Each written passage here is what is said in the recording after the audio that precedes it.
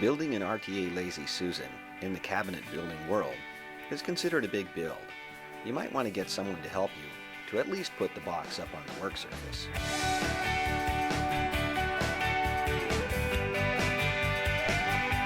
Remember, when opening the packing box, be careful. Open at one end,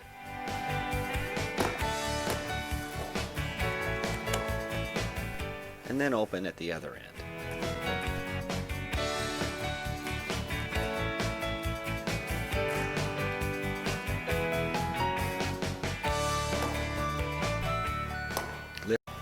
Make a little cut in the packing tape.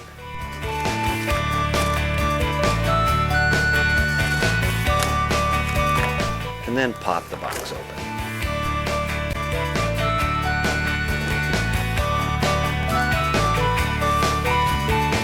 The Lazy Susan is a big build, and it has more parts than a conventional cabinet. Unpack them slowly, taking the time to become familiar with each and every piece. After you've identified each piece, set them off to the side one by one and organize them sort of in the order that you're going to need them. You won't need these until near the end. This is the pre-fitted door section.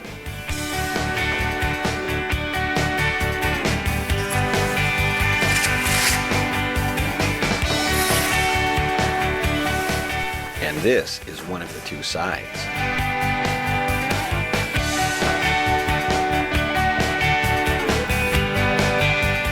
This odd-shaped piece is the top.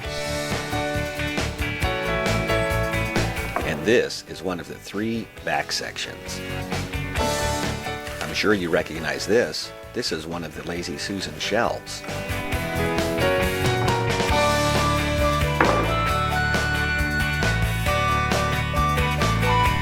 And this little guy is back number 3. And here's the second Lazy Susan.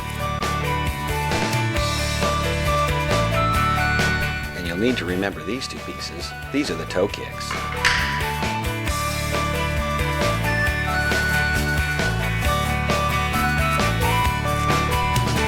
And this important piece is the cabinet bottom.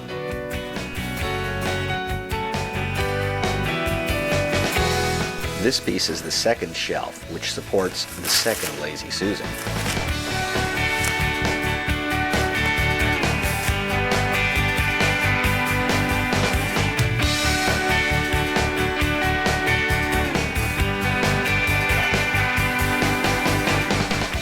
Remember, it's important to unpack your pre-packaged hardware.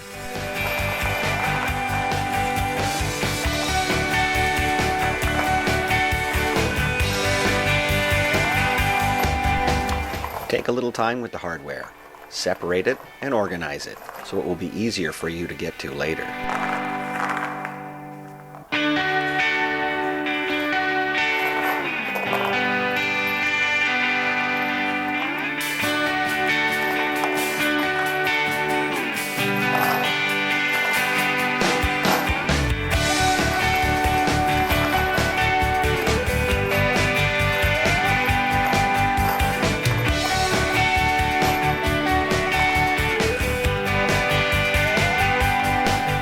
This is how the build starts.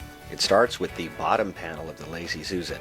You can identify the bottom panel because it has the support groove in the back on the top. These 3 holes are for the dowel pins. Put a small drop of glue into each one of these holes before setting the pins.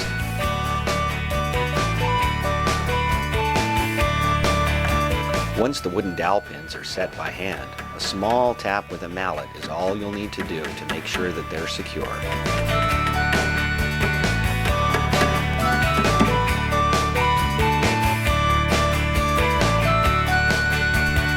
Remember to fill all the holes with the dowel pins on each side of the bottom panel.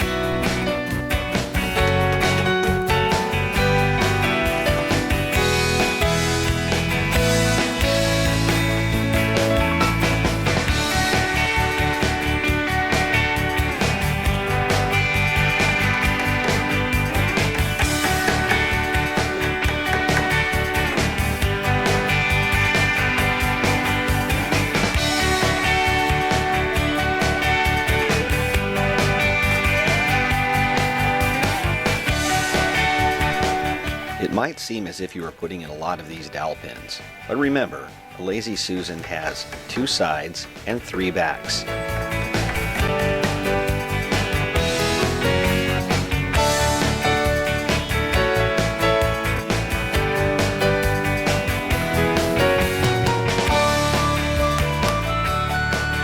The next step is to connect the bottom panel to one of the backs. Make sure that the grooves line up.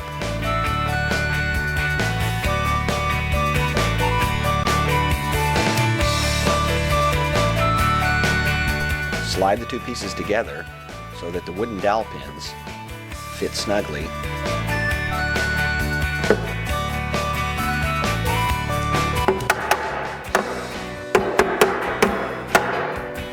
The dowel pins and the glue will be strong once they dry. However, they won't be strong enough. In order to secure them and give the cabinet time to dry together, it's important to place the set screws. Make sure all set screws are placed and tighten them securely using a cordless screwdriver.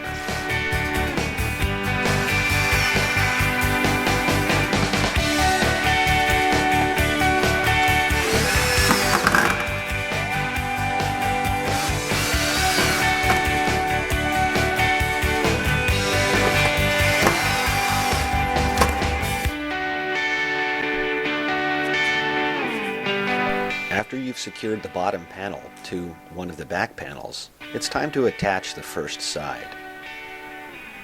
The first side is pre-drilled and fits snugly over the dowel pins. This is a good time to call in a favor from one of your friends. Have them hold the side up for you while you set the screws.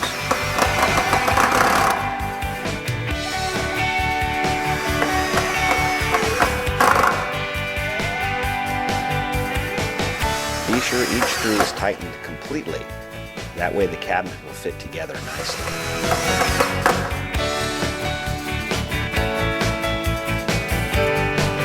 There sure is nothing like an extra pair of hands to hold a piece in place while you tighten it up, or just to help you move a finished component of the cabinet.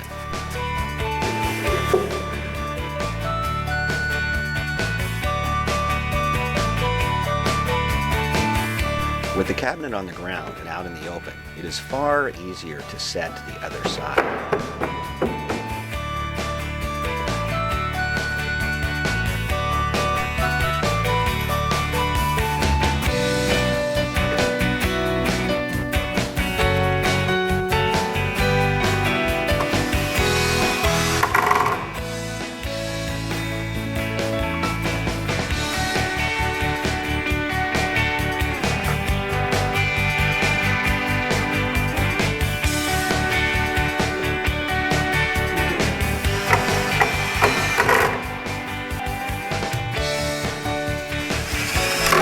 Remember, a Lazy Susan is a big cabinet and has a lot of set screws. You will need to be sure that you've set them all.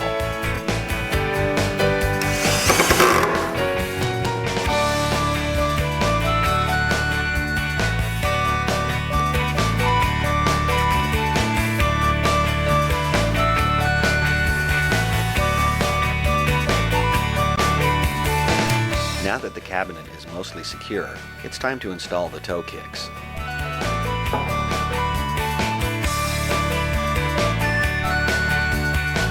There are 2 pieces to the toe kick, and it mounts in 3 places. 1, it mounts to one of the sides.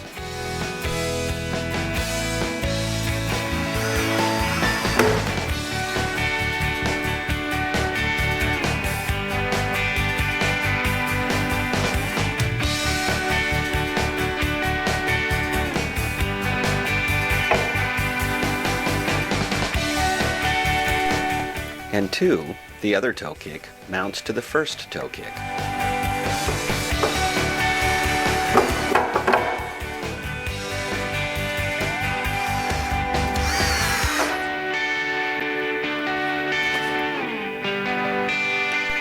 And 3, the second toe kick mounts to the last side.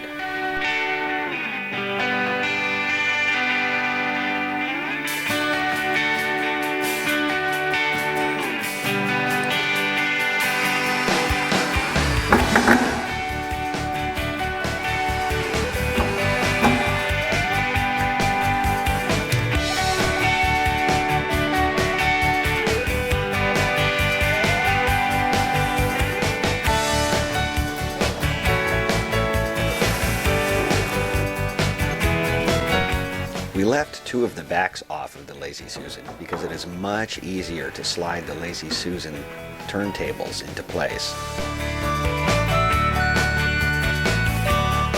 It is important to locate the bottom turntable of the Lazy Susan exactly 3.5 inches from the front of the cabinet.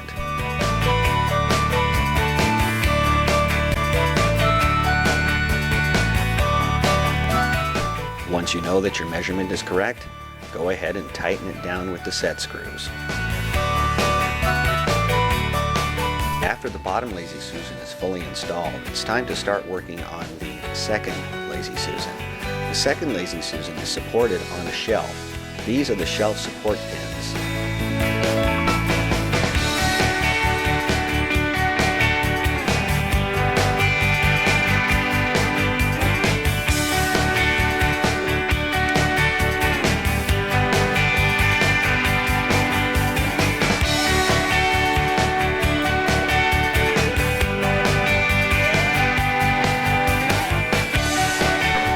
The shelf for the second Lazy Susan has a finished edge and an unfinished edge. The finished edge goes towards the front.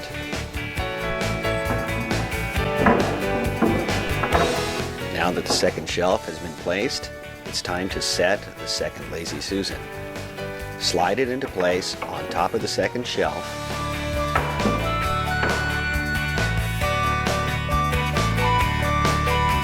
And from the front of the cabinet, be sure that you measure it and give it the same setback as the bottom Lazy Susan at 3.5 inches.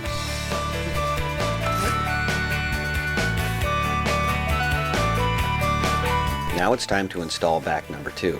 Be sure that the grooves on the back line up, so when you put in back number 3, it will slide right down the grooves and lock in place.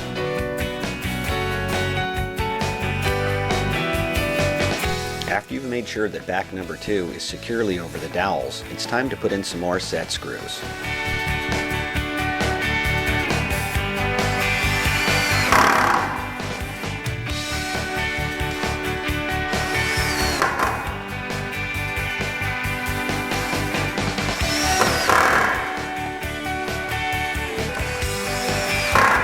Now that the set screws are securely tightened, it's time to move on to back number 3.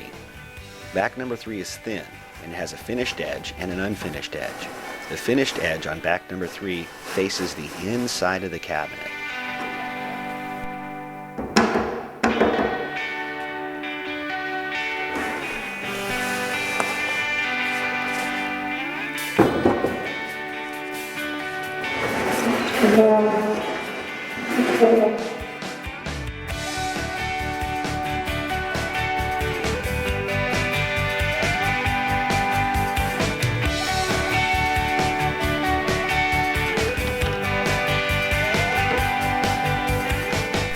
By now the cabinet is very strong. However, this is the piece that locks it all together. This is the top of the base cabinet.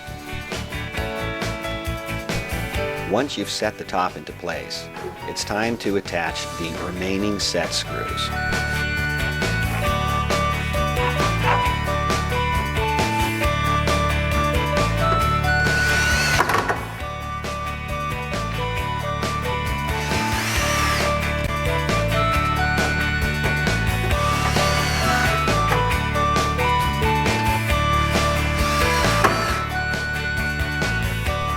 Now that the box for the finished Lazy Susan is done, it's time to start working on the doors.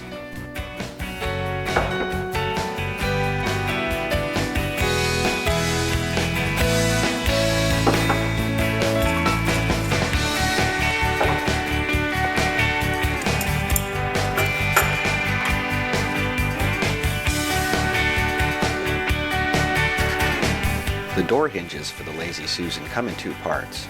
One part attaches to the door itself.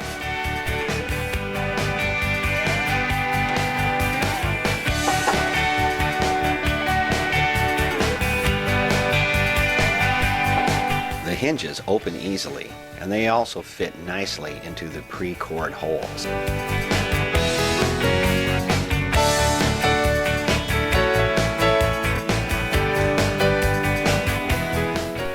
Now, using a straight edge, in this case a pocket level, You can align the hinge to the door so you know that the hinge fits on nice and square.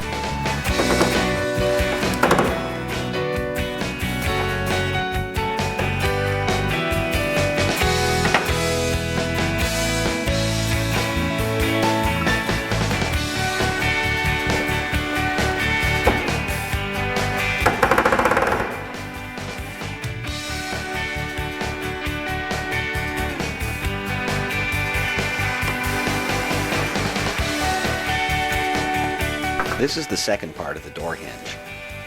These attach to the cabinet's sides.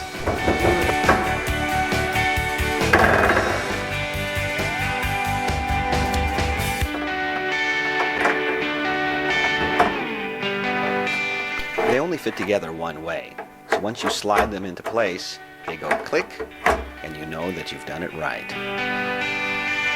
Check the door to make sure it's operating properly. And that's it. You've built a Lazy Susan.